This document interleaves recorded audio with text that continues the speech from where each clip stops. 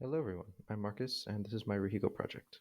My topic question is banning guns really the answer to solving gun violence in the US? I initially chose this issue like gun violence has been very prevalent in the media. As a first generation immigrant, drug and gang violence is a rampant issue in my parents' country.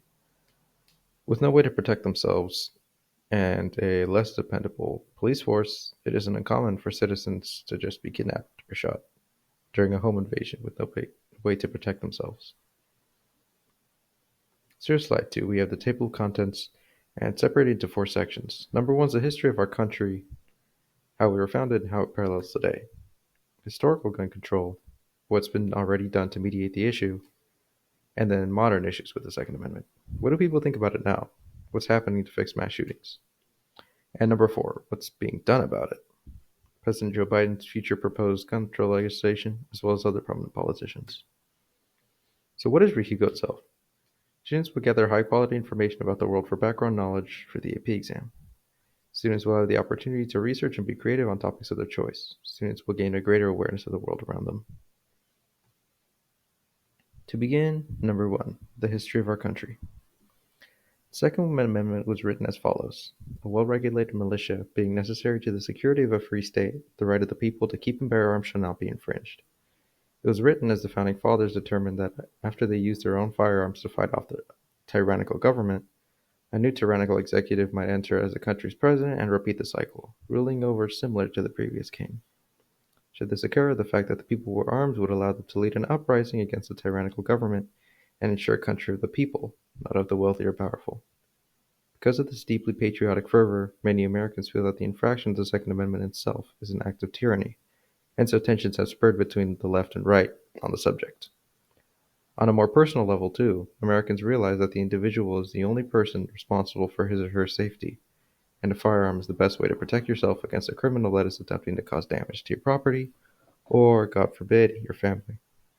In the worst cases, police can be around a minute away at most, while it takes 2 or 3 seconds for an attacker to potentially wound or kill you or a family member.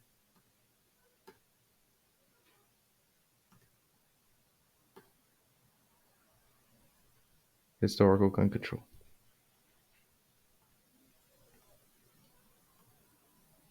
This one's a bit short, but here's a timeline of major gun control within the US. First major bit was under the 73rd United States Congress, which was meant to limit the availability of automatic weapons, short-barreled shotguns, which were common at the time, and sound suppressors, and was enacted to attempt to curb gang violence and violent activity. Number 2 was the Federal Firearms Act, which forced any dealer or manufacturers of firearms to obtain a license to sell them. The United States v. Miller case instated the law one could not possess specifically a double-barreled sawed-off shotgun. The Firearm Owner Protection Act looked to protect regular citizens from unlawful seizures of guns from the ATF and also unlawful searches. And the Violent Crime and Law Enforcement Act allocated $9.7 billion for new police and around $6 billion for new prisons, and would also envelop the assault weapon ban during the Bill Clinton administration, with Joe Biden heading it. This bill was meant to ban semi-automatic rifles from the hands of regular citizens, such as the AR-15 or AKM platforms.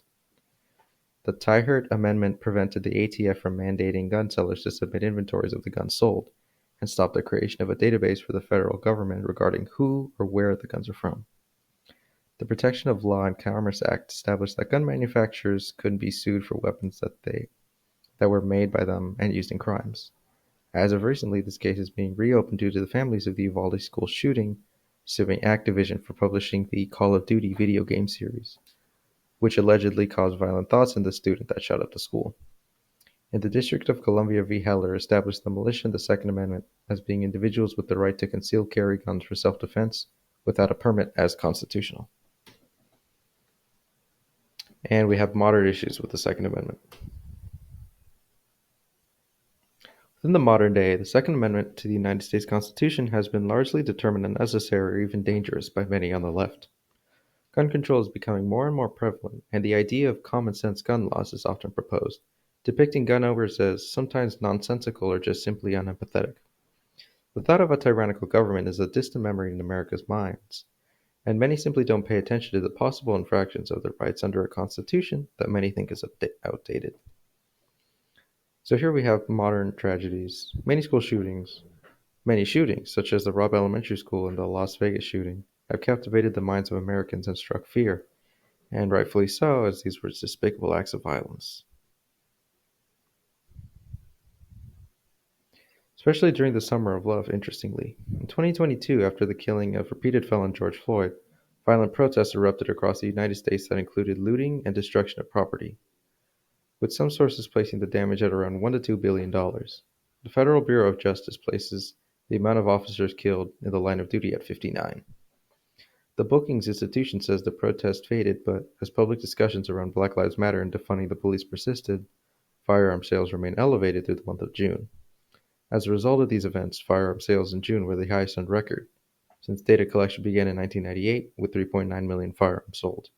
This includes an additional 1.4 million firearms beyond the number that we would normally expect to be sold in June. Number 4. What are we doing about it? So here we have modern legislation. Sitting President Joseph Biden passed legislation regarding gun violence, such as the 2022 Federal Bipartisan Safer Communities Act and the Ghost Guns and Untraceable Firearms Act of 2023. So for the first one, we have the Close the Boyfriend loophole. In a sense, this is an act to limit domestic violence in the sense between spouses, but it becomes a more gray area when the two individuals aren't legally bound together, which is hence called the boyfriend loophole, and curb domestic violence. They also want to close straw purchases, which is essentially buying a handgun or a rifle on behalf of another individual without that individual getting a background check, which would be the standard procedure when buying one. And then fines for trafficking guns internationally and bringing them inside, and also other crimes done with firearms. The Untraceable Firearms Act of 2023 is essentially to stop the creation of importation of weapons with no unique serial numbers, which could be as simple as 3D printing weapons or creating ones without serial numbers so the government can't track them.